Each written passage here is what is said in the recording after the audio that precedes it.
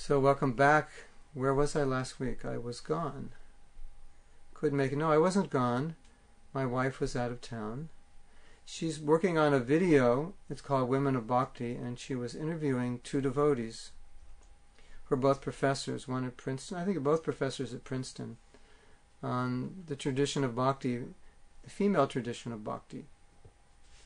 And I was with my daughter, 10 years old, and we couldn't come. So here we are again. We're talking about sadhana. And as you may remember, sadhana means practice, and sadhya means perfection, or as we say, practice makes perfect.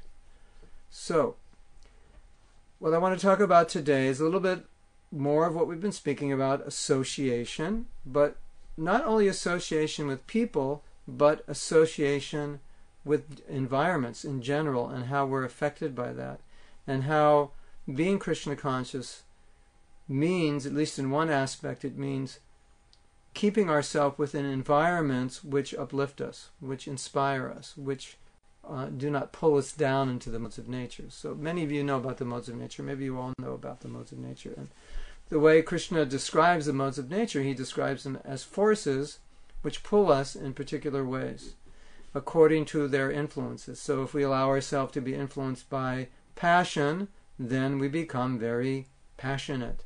And one of the ways Krishna describes that is that we're never satisfied. We always want more. Whatever we get, it's not enough. Or intensive desire to achieve anything, sexual desire, strong sexual desire, that's considered passion. And ignorance is basically madness, laziness, inertia, dreaming about doing something, never doing it. Just feeling like I don't want to do anything, or maybe depressed or lamenting. And goodness is what Prabhupada describes as more of the nature of knowledge, illumination, the next door neighbor to the spiritual nature, or right on the edge of the spiritual nature, realizing I'm not the body, eating vegetarian food, and so forth. So each of these modes is influencing us, and if we understand how the modes of nature work, and we understand also how the spiritual nature works, then we begin to realize that I don't want to say trick, but for lack of a better word, the trick of being Krishna conscious is to be in environments, as far as possible, to be around people and environments that are uplifting. So we had spoken earlier about the 5 main practices of bhakti, and we mentioned that in our temples, every morning, those 5 practices are going on. There's hearing, there's chanting, there's associating, there's being in the holy place, residing in the holy place, and there's worship of the deity. These are the 5 main activities. So Prabhupada instituted those 5 activities within our morning program. So it creates an environment which gets us out of the modes of nature. At one time, Prabhupada said, if you're sitting in a Srimad Bhagavatam class and you're hearing the Bhagavatam, while you're there hearing, you're in the mode of goodness. Just by hearing, just by lending your ears to the message of the Bhagavatam, by listening to the speaker, you're automatically transported to goodness just by hearing. It's that simple. So when we're chanting the holy name, then we're surrounded by the internal energy. We're praying to Radharani, who is the personification of the internal energy, the spiritual energy. So chanting the holy name is meant to put us under the care and protection of Radharani, under the care and protection of the internal energy. And the internal energy brings us to Krishna. And the external energy pushes us, or we should say pulls us, or as Shastra says, throws us and covers us, throws us away from Krishna and covers us. That's the job of the material energy, and that's the power of the material energy. And I'm sure all of you have felt that. When you associate with devotees, you feel uplifted. You can feel like this dense fog of the modes of nature subsiding. It's kind of like the sun is rising and the fog is dissipating. And you can feel influences that may have been affecting you before you came to the temple or before you were associating with devotees just kind of dissipate. That influence just dissipate. It's kind of like when you're healthy and you're eating properly, then the foods you eat give you energy. But when you're not eating properly or you're not exercising, then you feel lethargic. You always feel it's difficult to do something. So your activities are causing a reaction, and then you're living out the reaction. So in the same way, spiritual activities cause a reaction, which energizes us, enthuses us, uplifts us, clears our consciousness, reduces our material attachments and material desires, clarifies our vision. Whereas influence of material modes of nature basically do the opposite. So really, if you look at sadhana, you see that sadhana is meant to keep us within a proper environment, or keep us within the influences that will properly cultivate our Krishna consciousness. So, but now I want to present another angle of vision, because we have to clarify what this means, because we're not always in ideal environments. A lot of times we're in environments which are antagonistic to Krishna consciousness. And therefore, you could say, when I'm not in an environment which is conducive to Krishna consciousness, I can't be Krishna conscious, because the environment is degrading me. And that there is some truth to that, but there is some falsity there. And recently in a BTG, I think it was perhaps March or January, February, or the March issue, depending on what country you live in, I wrote an article about turning your workplace into Vaikuntha. And I was addressing the idea of environment, giving into the environment, as opposed to transforming the environment. So it is true, on one hand, the environment has a very powerful effect on us.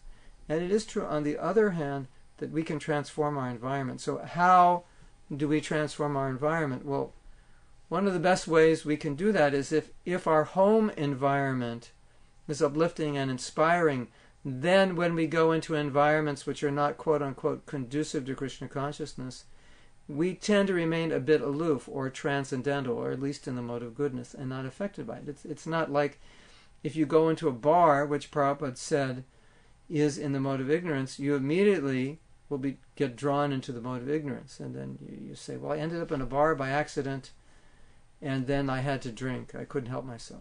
No, nobody would accept that. But if you hang around a bar day after day after day, yeah, then it makes sense that you become influenced by the environment. So, similarly, if every morning we're imbibing Krishna consciousness in a very powerful way, then when we go out into quote-unquote the environments which are not conducive, we tend to remain above those influences. But, and here's the but, and the big but, is if we don't do that, then we'll tend to be influenced by those environments. And then we will feel like, I can't do anything because of the environment, because the environment is not conducive. One of the things that I've found very, very helpful for me is to have an iPod or some kind of MP3 player, portable, with earphones. So a lot of times I'll be out in the world, out and about, I'll be shopping or this or that, where I don't have to interact with people, and I'll just be listening to Krishna conscious lectures, or I'll be listening to kirtan. So when I do that, I always feel like I'm not really in the store. My consciousness is not in the store, or my consciousness is not where I am, but my consciousness is hearing about Krishna, so I'm transcending it. So I'm sure that's an experience we've all had, where we can go into an environment which is very hostile, but we can remain Krishna conscious either by hearing, by chanting, or by having a very powerful morning program, whether it's in the temple or whether it's by ourselves. Now, I wanted to relate something which I realized, especially through japa, but also anything you do in the morning, through, be it puja or reading or whatever it is, your time in the morning, before you go out in the world, before you have to face your day and do what you have to do. Just imagine what it would be like if every morning you could transport yourself to the spiritual world and spend an hour or 2 or 3 or 4 or 5 and then come back. So let's say 4 o'clock in the morning, you went to the spiritual world. You went to Goloka, you went to Braj for 2, 3, 4, 5 hours, and there you were, engaged with Krishna in Leela, or hearing from Krishna, or hearing from, or associating with the other devotees. And then you came back and you went to work. And you did that every day. Do you think the environment at your work would have a negative effect on you? I doubt it. Because you would be living with that experience, and that experience is so superior to anything you could experience here that it just wouldn't affect you. It's like when you have something really good, nothing inferior can affect you or attract you. If your immune system is strong, you won't get affected by diseases. So it's like that. It's like a spiritual immune system. Prabhupada described the modes of nature as infections. And you can really feel that sometimes when you go into a very passionate situation and you haven't been practicing, you haven't had good sadhana for a while. You can feel like your transcendental or your spiritual immune system is down, and then you become affected by the flu of passion or the flu of ignorance. Whereas if your transcendental immune system is strong, then when you enter those passionate or ignorant situations, you don't feel much affected by it, if affected at all. So that's the real key, and that's what sadhana does. It's meant to keep us in a purified state. It's meant to at least situate us in goodness. And so many times Prabhupada said, we, as far as possible, should be situated in goodness. So what does that mean, to be situated in goodness? Now you might think, well, isn't Krishna consciousness transcendental, and shouldn't we strive for the transcendental? Yes, we should strive for the transcendental. And much of what we do is transcendental, but we may not always be transcendental. But a life in goodness, what does that mean? It means regulation, it means simplicity, it means cleanliness.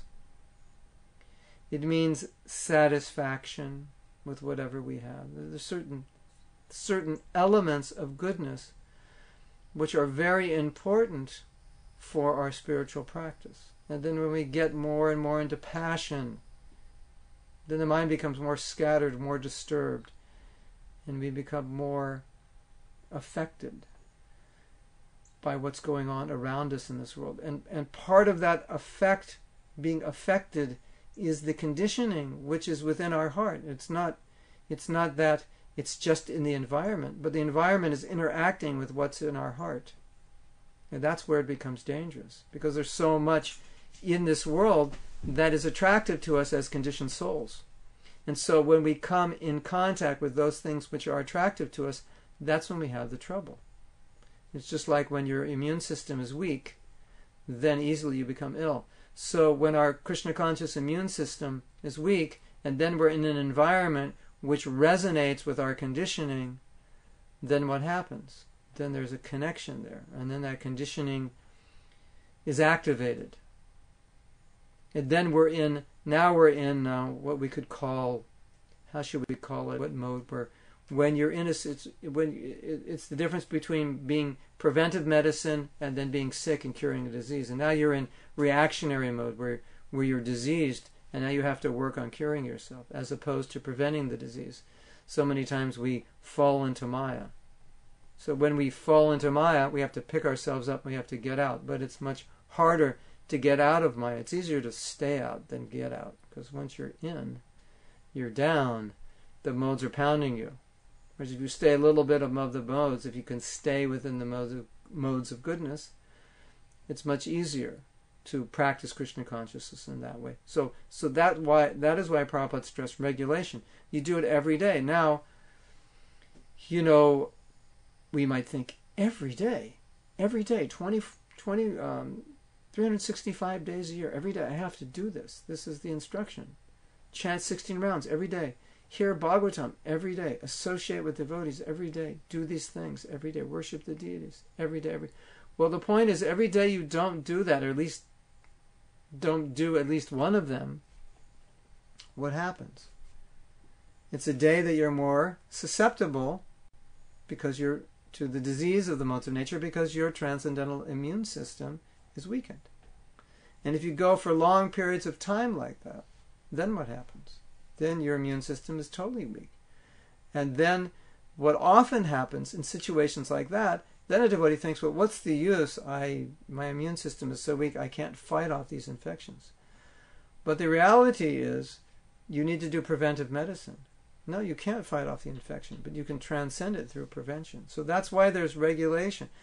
It's like anything that you do, you can always fall from it. You can be healthy, and the next day, if you don't take care of yourself, you can be sick. You may have taken care of yourself for a year or 5 or 10 years. And then if you fail to take care of yourself for a few days, you could become ill. Or it's something that you do every day, that you practice, you're really good at. But if you fail to practice for a while, then what happens? You lose your touch, you lose the skill. So it's the same thing in Krishna consciousness. It's not that, particularly in the stage of sadhana, that we think, well, I'm building up momentum, so I've done this for so long, so I can slack and it'll be okay. It's true, we have momentum from doing it for so long, but you can't slack that long. A bad day here and there is one thing, but successive bad days over a period of time, and then our conditioning starts to take over. And that conditioning manifests through the mind, and the mind starts talking to us in terms of our conditioning. Oh, you want this, you need this. And so many bad qualities may start to surface because they're born of passion and ignorance. And then now we have to battle with those. So sadhana is a practice which keeps us in a healthy condition, keeps our immune system strong, and we need to do it every day. That's what practice means, and that's how Prabhupada taught it. And Bhagavatam teaches, Nityam Bhagavata Sevaya, hear it every day. And we were talking about this a few weeks ago. Why every day? Because when you're conditioned to have done something for so long, for so many lifetimes, do you think within a few years you can correct it? Just do it a few times and it will correct itself? No. We're overcoming conditioning of the same kind of thinking and the same kinds of attitudes. Not just look at this lifetime. I want to speak of thousands of lifetimes. Just look at this type of lifetime and look at how your mind works, and you'll notice your mind works every day in the same way. Do you worry about things? Do you tend to worry about the same thing? You tend to have the same thought, the same worry pattern? It's like a mantra. What about this? What about that? I hope this works out. What about this? So the mind tends to work that way. We're so much creatures of habit that they say that when you take a bath, you soap up the same way every day. Maybe you start with this arm, then this arm, and then your stomach. They say men, when they shave the same way every day. Start here, and then they go, however you do it. Just notice it tomorrow. And they say, when you put your socks on, if you wear socks, when you put your socks on, whatever foot you put on the sock on first, you do that every day. It's just we're such creatures of habit. So we've got this habit of conditioned thinking in this life, and you can see it. You just notice how your mind works. Notice what your concerns are. The same things tend to bother us. The same worries tend to worry us every day. Same concerns tend to concern us every day. The same things that make us feel happy or satisfied tend to be the same every day. So now we're trying to undo conditioning not only in this lifetime, but in so many lifetimes. So when we understand that, then we understand practice, practice, practice, practice, practice. Sadhana means practice, practice. Now if you read Prabhupada's letters, especially in the early days of the movement, he reiterated the same thing over and over and over again. And why did he do that? Because we have a tendency to think, well, I've practiced it long enough, I'm good at it, so why practice it anymore? Just like maybe you learn an instrument and you become proficient at it, and at a certain point you could think, okay, I'm good enough, and I don't have to practice that much anymore. But Krishna consciousness is not like that. Of course, as you advance, it becomes natural. But the reason Krishna consciousness is different than many other things is because as you practice, there's a taste. And so no longer it becomes a chore or a kind of practice, but at a certain point it's just you want to do it more and more and more. But the point is that although that's natural, it's not going to come easily because we're undoing conditioning, patterns that are very strongly rooted within our hearts. So Prabhupada, again and again and again, chant 16 rounds, follow the 4 regulative principles, rise early, attend classes, or read, worship the deity, associate with devotees, only take Krishna prasadam. It's like fencing in our creeper. And this example is given that bhakti is the seed, and the seed is in the heart, and it's growing, and the seed is very tender, and it needs to be fenced in. So the material world, we could say the material energy is like dangerous animals or dangerous insects that could kill or eat us alive, eat the creeper alive. So we fence in the creeper. So these practices protect us. They create a proper environment to inspire us, and they protect us from the negative environments. Now, the reason I'm talking about this is an experience that I've had, particularly being in India recently. I had this very vivid experience that when I teach Krishna consciousness, when I do it a lot, I become very inspired by it. And it creates an environment within me, within my own heart, where I feel the necessity to practice what I'm teaching. And I also feel the necessity, because other people who I'm teaching expect me to model what I'm teaching. And then often I counsel people, and similarly when I counsel, people would expect that what I'm counseling them, I'm also doing. So they have expectations of me. And because of their expectations of me and my own internal expectations, it creates a very powerful force for inspiring me in my Krishna consciousness, inspire me to live to a certain ideal and a certain standard.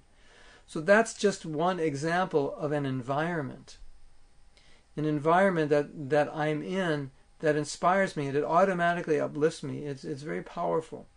When people expect something of you, it creates a very powerful force to uplift you. I just heard someone say that your friends, you should have friends that hold you to high standards. So that's what association is.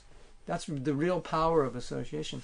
That you have friends that hold you to high standards.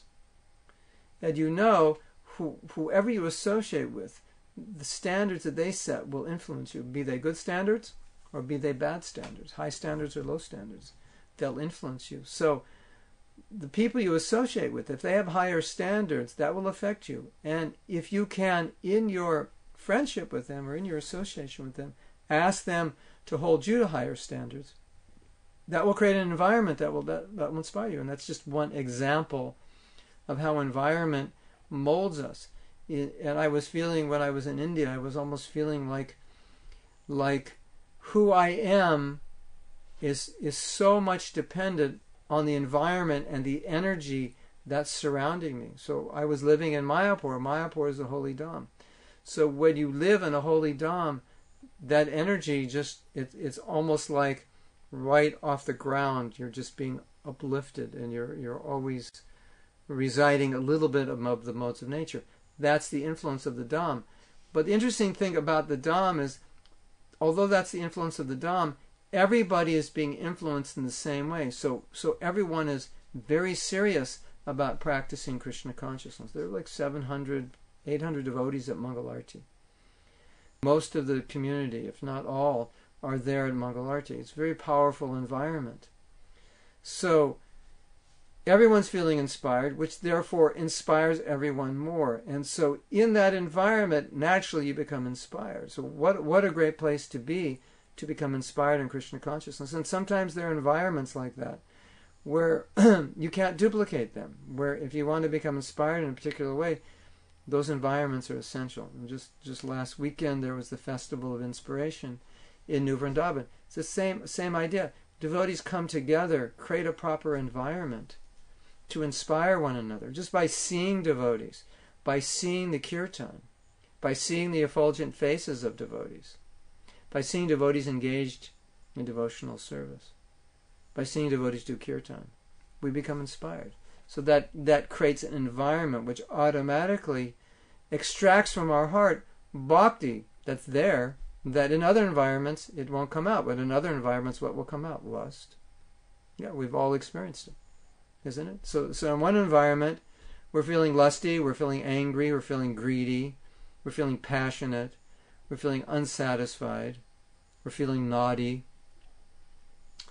we may be feeling envious or jealous or just nasty.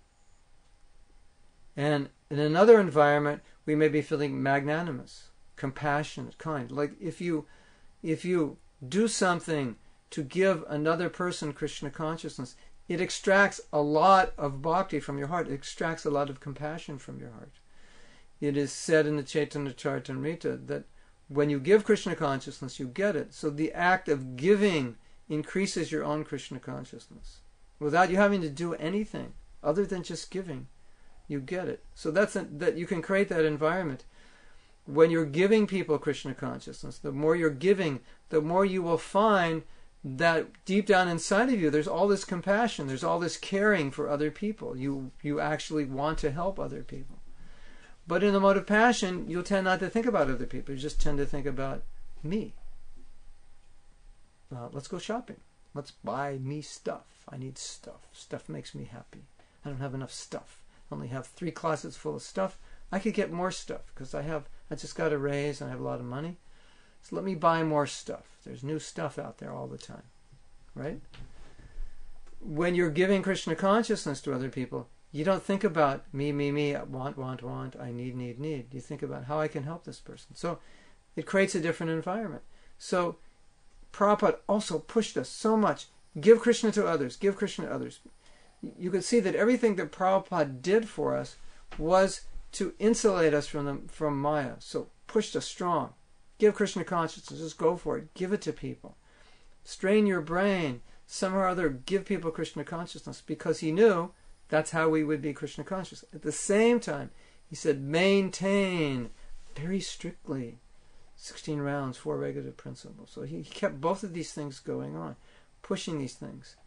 Do this regularly, daily, and that will create an environment which will automatically uplift and inspire you. Now, I was just reading this morning about Srila Prabhupada's travels around 1976 in Australia. And when he was there, he saw that the deities were very beautifully dressed. He saw that the devotees were very enthusiastically chanting and dancing. And then he said, and I can see that everything is going on nicely, just by seeing how beautiful the deities are and how enthusiastic and happy the devotees are. That's the nature of the spiritual energy.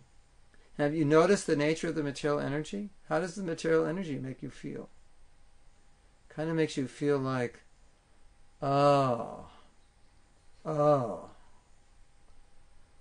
another day. But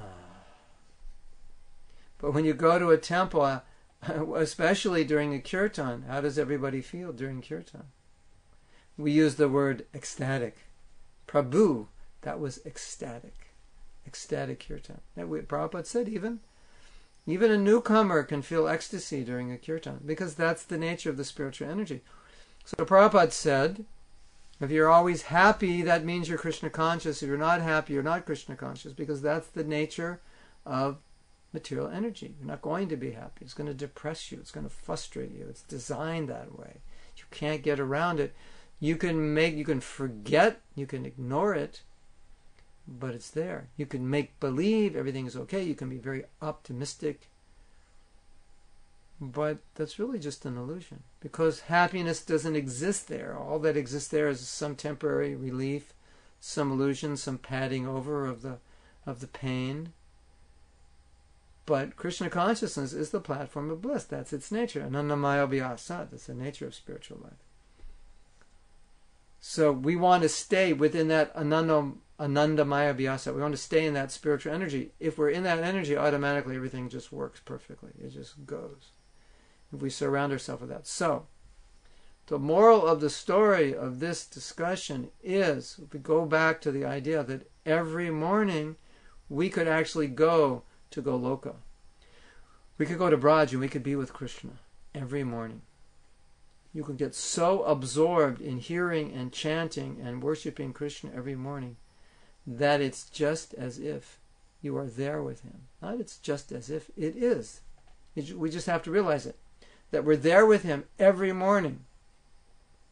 And then, just imagine what your days will be like. Every morning. You imagine, every morning Krishna came and said, okay, let's go to Braj, and he pulls you. And you go out herding the cows, or you go rasa dancing. Or you go taking care of Krishna and watch him steal butter and complain to Yasoda. And you went through these leelas every day for 2 or 3 or 4 hours with Krishna. And then you came back and went to work. How would you feel? What would your life be like? What would this world be? Think you'd be working hard? I have to get ahead. I have to get more. I need more. Let's get ahead. Let's build 2 houses. Let's get 3 cars. You wouldn't be thinking like that. You'd just be thinking, I can't wait to go back and be with Krishna, because that's where it's at. And everything in this world would just be so unattractive to you. It's like if you're away from home and let's say you're working and you're away from home and the work is really difficult and is really distasteful to you, and you just can't wait to get back home, and you're always thinking about being at home, and you just want to get out of there, of that work environment. There's nothing in that environment that's attractive to you. What's attractive to you is you just want to get back home. So if you were with Krishna every morning, that's what you'd feel like. You'd be at work, you'd be around in the world, and you just go, no, there's nothing here that's attractive to me.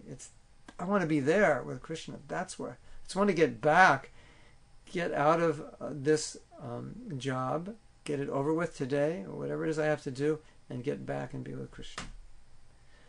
That's what we want to come to. So the regulation of sadhana means that every day we can go there. Every day. And then we become attached to it. And we want to go there every day. Whereas in a neophyte condition, we can easily be pulled by our conditioned nature to be irregular in our practices of bhakti. And then the more we're irregular, as I said, the more the modes of nature influence us. And then the more they influence us, the more difficult it is to become regular in our Krishna consciousness. Kind of modes of nature undermine it. Because then our mind is just reeling and rolling. We want to do so many things, and accomplish so many things in this world, and be so many things, and have so many things. And all of a sudden, what happens? Oh, I don't have any time for Krishna. I'm so busy. Why should we be so busy that we don't have any time for Krishna? It doesn't make sense. It's madness. I was listening to a funny lecture by Gaur Govinda Maharaj, and he was talking about the mind. And he kept saying, stupid mind, don't listen. Mind is stupid. Don't listen to it. It's just stupid. Just like if somebody's stupid, they say things, and you just think, this person's stupid. And you don't listen to them. They don't know what they are. Somebody always wants to talk like they know something, but they don't know anything, and you just don't listen to them. And just get in trouble if you listen to them. So he's talking about the mind, stupid mind. Why are you listening? The mind's saying so many things. Just go, stupid mind, be quiet. Stupid mind, be quiet. That's material energy. Just the mind blabbing, babbling, talking. So many stupid things to take us away from Krishna. It's all stupid. Anything is stupid that takes us away from Krishna. That's material nature's job. So, if we understand the disease, we understand the nature of the disease, that at any moment we can be drowned in the material ocean, drowned under the modes of nature, how powerful they are, how insurmountable Maya is. And we understand how serious that disease is, then we want to always situate ourselves above those modes. Be Krishna conscious. Don't allow yourself to delve in those modes, because once you do, then the ropes just pull you. And then you just, The Christians say, the devil made me do it. I couldn't control myself. He grabbed me. Pulled me here, pulled me there. I had no choice. There's some truth to that, Krishna says, helplessly, forced to act helplessly. So what is that forced to act helplessly? That means we've allowed ourselves to go so deeply into the modes of nature that at that point we're just being pulled. We become so weak, we're just being pulled. So the whole point of this talk is we don't want to get to that position. That's a dangerous position. You don't want to become sick with the flu. You want to be prevented. You want to prevent it. So, having said that, I'm going to look and see if any of you have any questions or comments. So, our true and loyal friend Carol, the one with all the questions and comments, we've been missing her. Haven't seen her in the last few weeks. Carol, where are you? Come back. You have all the questions. So we have Scott, and I haven't seen Scott in ages. And Catherine, I don't even remember Catherine coming before, and Dan, who we can call Don, because Don means wealth, and Sneha, and of course Uti. So, if you have any questions now, you can ask them before we continue. And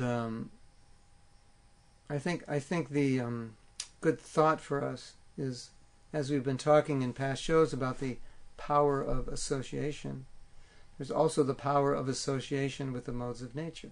Just as there is the power of association with people, with devotees or non-devotees, there's the power of association with the modes of nature. And so the whole trick in Krishna consciousness is not to associate with that mode. And if you associate with goodness, if you associate with the internal potency, that's all you have to do. You just associate with that, and then it does everything. That's the whole trick. It's like there's not so much we have to do.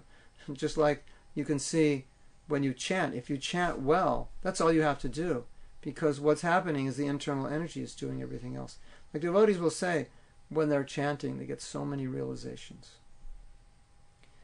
Very, very deep realization. But all they're doing is just chanting. And all the realizations are coming. Or the devotees will say, when I chant well, I become very inspired in Krishna consciousness. But they're not per se trying to inspire themselves. They're just trying to chant well. But as a result, they become inspired. So all we're really doing is putting ourselves under the influence of that internal energy. And then the internal energy does everything. It's kind of like if you eat well. Like if you eat a lot of green vegetables, you're going to be healthy. If you eat a lot of white flour, a lot of sugar, a lot of fried foods, a lot of ice cream and pizza, you're going to be by this time of night, you'll be really tired. You'll be like that. But if you eat a lot of green vegetables, you're full of energy and vital. And if you exercise, you'll feel great and energized. So you just perform an activity, and the activity has a consequence. And so you're not consciously distributing the vitamins and getting the cellular energy and getting the oxygen and doing all this. You're just doing the activity. Or you're not gluing your brain up and gluing your arteries up per se. You're just eating the ice cream and the pizza and the white flour and the this and the that. And it's doing it for you. So it's actually very simple. We don't have to do so many things. Just by chanting properly and hearing, so much happens that we couldn't even do on our own. If we tried to do it, it wouldn't even happen. We wouldn't know how to do it. We wouldn't know where to start. Or we just do it. We do the activity of bhakti, and then the result comes. Like oftentimes I'm seeing devotees trying to overcome a habit or become more disciplined or self-controlled. And just by improving the quality of their chanting or increasing their prayers or increasing the time they spend reading or adding some more devotional activities to their life, the problem goes away, or they get the strength to overcome a bad habit, they get the strength to become more self-disciplined. So it comes along with it. It's part of that energy, that internal potency. It's uplifting. Whereas we were saying before, the material energy is the throwing and the covering. So if it's the throwing and the covering, then the spiritual energy is the uncovering and the opening. And the uplifting. Instead of throwing down, you're being thrown up. That's very, very easy. And one thing I've seen is it doesn't take a long time. Even someone very young in Krishna consciousness, you notice this, you'll see sometimes that devotees very young, but they're very enthusiastic, and they're very serious, and apparently very transcendental. But they're very young devotees. So why is that? Because they're seriously engaged in the process which is enabling them to transcend the influence of the modes of nature. Now, sounds, you might say, hey, that sounds too easy. You just transcend. No. So here's the example. Example is the boat. The boat is in the ocean, and the ocean is rough. So the boat is roughly gliding on the sea. The waves are crashing into it. That is compared to executing Krishna consciousness in the conditioned stage. where the modes of nature are pounding on us. But because we're in the boat of the practices of bhakti, even though it's rocking, the boat is still gliding. The boat is not sinking.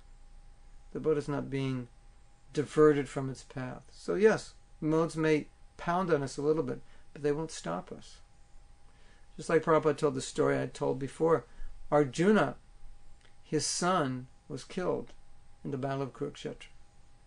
And he was seriously hurt by this, and he was lamenting. And a man asked Prabhupada, if Arjuna is a pure devotee, he shouldn't be lamenting for the loss of his son. And Prabhupada said, it's natural to lament the loss of one's son, but Arjuna did not stop fighting. So he was not overcome by lamentation. So you see that when you're in Krishna consciousness, okay, things may come and hit you, and you may be somewhat affected, but you don't stop. You're not affected enough to just give up. You continue in Krishna consciousness. So you're on the boat and it's moving. That's the power of the practice. That's like a fighter, They're being hit in the face and the stomach. So a good fighter, he can tolerate it, maintain his equilibrium, maintain his concentration, maintain his strength, and fight back. So Maya is trying to hit us, but because we're practicing devotional service strictly, we're in good enough shape that we can take the hits, but we won't be knocked down.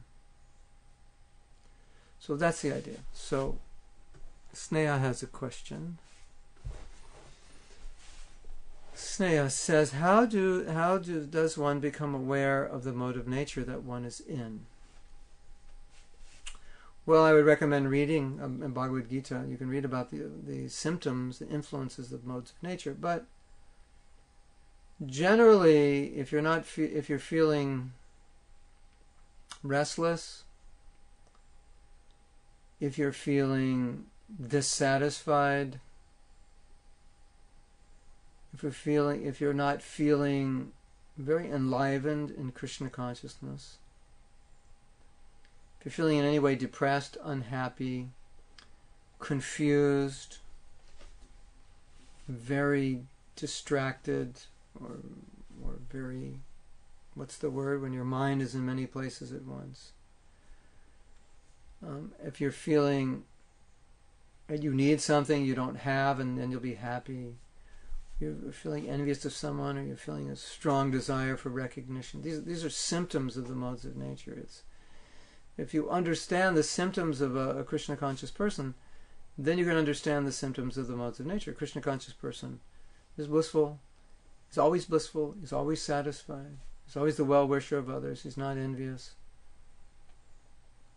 He's always enlivened, inspired, energetic, compassionate. So these are the qualities of a Krishna conscious person. So if we're not feeling that, at least to some degree, but particularly feeling the opposite of that, that would be indication that the modes of nature are there. And I think one of the best ways to understand how the modes work are to get out of them.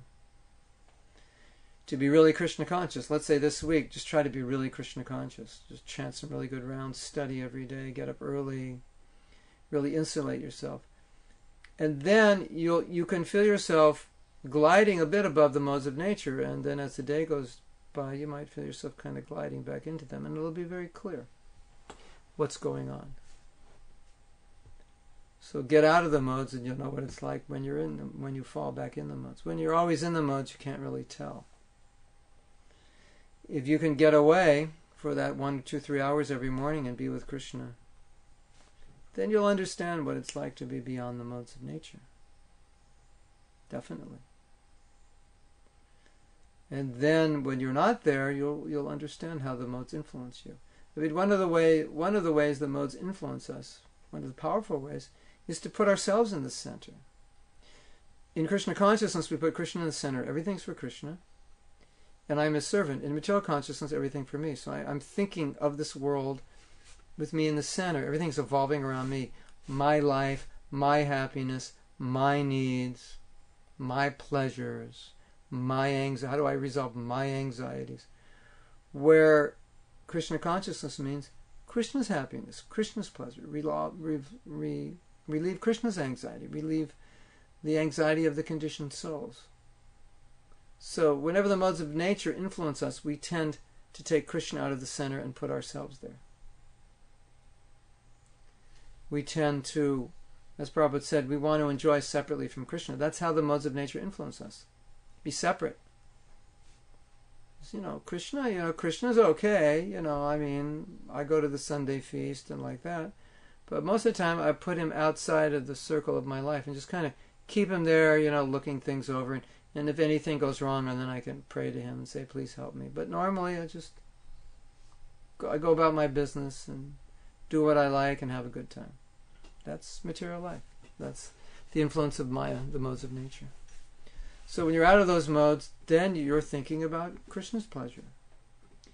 You're not self-absorbed. You're self-realized, which means to realize you're a servant of Krishna. Okay. But read Bhagavad Gita about the modes of nature. You'll find the 13th chapter, 14th chapter, all the way. The last chapter is also 18th chapter. Krishna describes faith in the different modes, religion in the different modes, knowledge in the different modes, food in the different modes, action in the different modes, and you can see where you're at, or just it'll become more apparent to you the more you practice Krishna consciousness. You'll feel it coming, the modes coming. Okay, does anyone else have any other questions before we go? If you have no more questions, then we're going to end early tonight. So, of course, it's hard for me to end early because I like to talk so much, but I think I've made my point clear. Prabhupada, very often spoke of the modes of nature as infections. So it's a very good analogy that I'm being infected by passion. Being infected by ignorance, and you can feel it. If you ever feel really lazy, or really scatterbrained, or really fearful, if you ever feel revenge, anger, that's passion, ignorance. Okay, so Scott has a question. Scott says, I am in the wilderness a lot alone. I chant my rounds and surrender before sunrise. And, okay, I always want to be in the wilderness. Is that, he's going to say, is that okay? I think that's what he's going to say.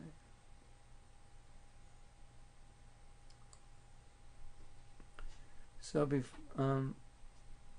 I just want to be in the wilderness. Is that attachment to material nature?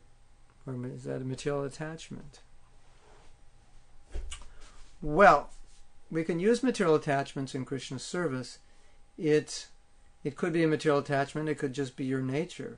And because it's your nature, naturally you like it and you're attached to it. But I think if something is our nature, that we're meant to live in a certain way, it's a little different than just straight material attachment. But I would say, we said, I don't know if you were here a few shows before, we said, and Sneha, I will get to your question, we said, not that we said, but we quoted Shastra and said that the root cause of devotional service is association with the sadhus. Of course, now you're associating with sadhus in the virtual world, so that's very good. So, as we advance in Krishna consciousness, we become more aware of what is conducive to bhakti. And sometimes you are the one who's going to know in your life what is conducive. Because sometimes if we live just by the textbook may say this is conducive and this is not conducive. That may not always be the case entirely. So I think the best answer to your question is your own honesty. If you can stand back from your attachment to being alone and not being with people, and just ask yourself, is this the best thing for me? It may be the best thing. Maybe your interactions with people are not inspiring to you or not helping you.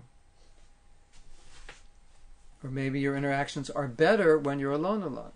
But you have to be honest. with yourself. And honesty can only come when we're detached from what the answer is. Because the answer might be something we don't want to hear or we don't want to do. We don't want to hear it because we don't want to do it. So I just recommend every devotee to be as honest with themselves as possible. And if they're still confused, of course there's Shastra, there's Sadhu, there's Guru, the instructions are there. But sometimes there are nuances within those instructions. And what may appear to be right, we may be doing in a wrong way. Or what may appear to be wrong, it may not be wrong always. Now, I don't know if you remember, I told the story of a devotee who was chanting 64 rounds a day. And at one point, Prabhupada said that actually he was doing this, it was actually sense gratification for him. I think what Prabhupada meant, it was really, he was avoiding devotees, he was avoiding responsibility, he was avoiding service. And so the chanting was just, it was kind of, it almost became what Prabhupada saw as something material. It was, for his own pleasure, his own happiness, I just want to go off and chant. So the idea is that whatever we do, we want it to be an inspiration to do service. So if being alone in the forest a lot is an inspiration to you in Krishna consciousness, so that when you're with people and in the world you're inspired to do service, then certainly that can be beneficial. But you have to see ultimately how it's helping or how it may be hindering. Or you may ask somebody if they think it's helping or hindering. So I don't know the details of your situation, how often you're with devotees and so forth. But you say, but I live far from a temple, but I'm happiest in the temple. Yeah, so that sounds good. And I would recommend anytime you can go to a temple, particularly if you can get some time to stay in the temple, a week or so. Just very, very important. For those of you who live far from temples, very, very important you get to temples, you get association with devotees. Excuse me. You get association with devotees on a regular basis. Very, very important. Association is really everything. Any problem you have, any obstacle you have, in the association of devotees, that's where you're going to overcome it. So it's so important. Or start a temple in your home and invite people and make devotees. Then you'll be surrounded by devotees, all the ones you made. Okay. So Sneha says, has one to be in one of the three modes of nature at all times? Yes, unless you're perfectly Krishna conscious and you've transcended the modes of nature, which in our conditioned state we have not, although we can enter into Krishna consciousness in a transcendental state if we're fully absorbed in our chanting, or fully absorbed in hearing, or fully absorbed in serving Krishna. But that also borders within the mode of goodness. Material activities are usually influenced by a combination of the three modes of nature, and in Kali Yuga particularly by ignorance and passion. But Krishna says in Bhagavad Gita, it's usually a combination, and one tends to predominate. Until one transcends the modes of nature, there'll always be this combination working on us. But Krishna consciousness, sagunan samatitaitan, you transcend the modes of nature, Brahma Bhuyaya Kalpate, and you come to Brahman. That's the practice. Through devotional service, transcend. Daivihi esha gunamayi, mama maya dharatyaya. This maya of mine, very difficult, dharatyaya, to overcome. Mam eva ye prapadyante, but those who surrender, mayam etam tarantite, easily cross beyond it. So what is basically or virtually impossible becomes possible when we surrender to Krishna. Otherwise, Prabhupada said, a man asked Prabhupada, he asked him about surrender. I forget the question. I forget the details of the question, but the question was about surrender. And Prabhupada said, you are always surrendered. He said, just like in this world, you're surrendered to the government. You follow them. You follow the laws. Or if you don't, you'll surrender to the police department. But in either case, you're surrendered. The police will take you to jail if you don't follow their laws. So that's the idea.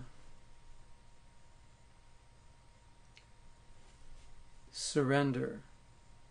So either we're going to be influenced by the modes of nature, we're going to surrender to the modes, we're going to surrender to Maya, or we're going to surrender to Krishna and be influenced transcendentally, or at least by goodness. As you become more aware, or as your understanding of the modes of nature increases, you will become more aware of how they are influencing you. You definitely will notice it. And if you chant your rounds very nicely, if you improve your chanting, you will notice, you will feel the influence of material nature subsiding. It's just like if you have a headache, you can feel it subsiding. Or if you're tired and you feel the fatigue subsiding, you'll feel the modes subsiding on you. Okay, so if no one has any more questions, then we will end class here. And you can experiment this week with creating an environment that's uplifting, doing things in your life and creating environments within your life that will naturally uplift you. And then you will see, as Prabhupada said, Krishna consciousness becomes very easy. It's not difficult. It's difficult when we don't do those things. And then we're trying to battle with those things. And we can't. You can't fight Maya head on. Krishna fights Maya for you. That's the idea. Okay, you're welcome. Also, Scott has another question. Okay, Scott, we have 4 minutes. Scott's going to ask my opinion.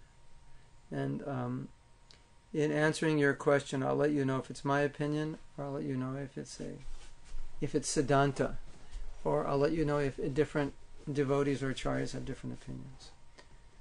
Okay, Scott says, last year, it's coming out in segments here. He's keeping us in suspension, okay? Not suspension. He's keeping us in, what's he keeping us in? Suspense. Last year, a ball of energy appeared in front of my face. It was energetic.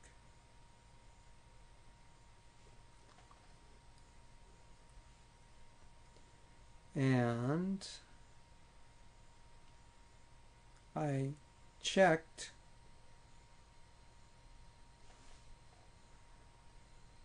what did you check? An hour later, and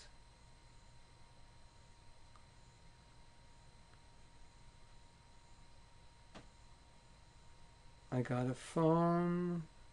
Everything's coming out in can you write it all out at once? Got a phone call saying my father had died.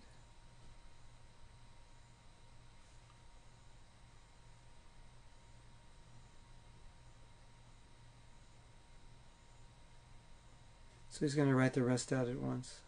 I think that's the whole thing. Is that the whole thing?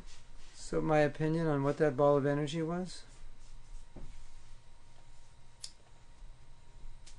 This definitely would be my opinion. The time of death certificate was the exact same time I saw the ball. Oh, what does that mean?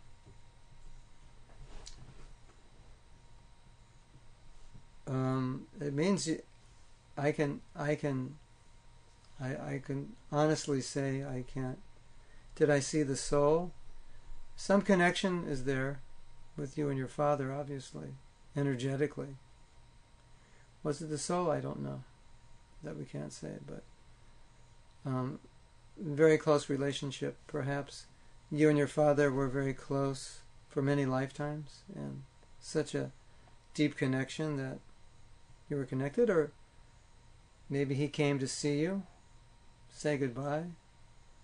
I mean, are you and your father very close? He said yes, so that's probably why. I was in Mayapur, and a devotee told me that I'll tell you the story, it might help you. he was having a terrible time with his wife. I forget the details. But I think his wife had gone off with another man. And they got a divorce, and his son stayed with him. And his son did not want to stay with his mother, which is very unusual. Usually, the boy was 10 or something. Usually a 10-year-old boy would want to stay with his mother. And so this devotee said, well, we had our astrology done. He said, my son and I are very close. And he said, the astrologer said, in your last life, you were like best friends. So maybe you and your father had some connection. And of course, if you're practicing Krishna consciousness, that's the best service you can do for him, is to become Krishna conscious. It's such a nice thing, devotional service, because we can serve our families in the best way by becoming purified. So many generations past and future become purified, liberated, Shastra says. 27 generations, 21 generations, different statements are there. So, sounds like some connection was there. Yes, gave him Mahaprasad, offer him. Yeah, that's nice. On the anniversary of his death, you could offer feasts to the devotees in his honor. That's nice. Nice way to serve. Okay. So thank you for that question. Thank you everyone for attending. We'll continue talking about sadhana next week. And hopefully your sadhana practices will become a little more disciplined, self-controlled, more regular. Hopefully you can increase them.